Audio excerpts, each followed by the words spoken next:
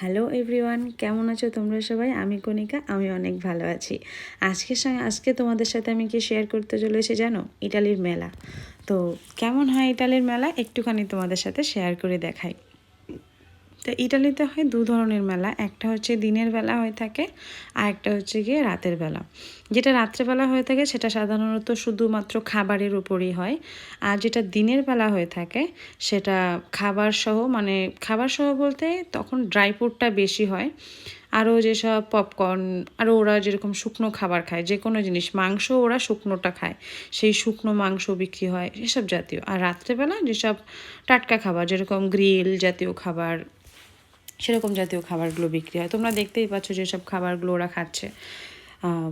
আর আমাদের ইন্ডিয়াতে কীরকম হয়? ইন্ডিয়াতে মেলা মানেই তো ফুচকা, মানে ফুচকা ছাড়া মেলাটা জমবেই না, তাই না? এখানে কোথায় পাবো? পাই না অনেক দিন, যবে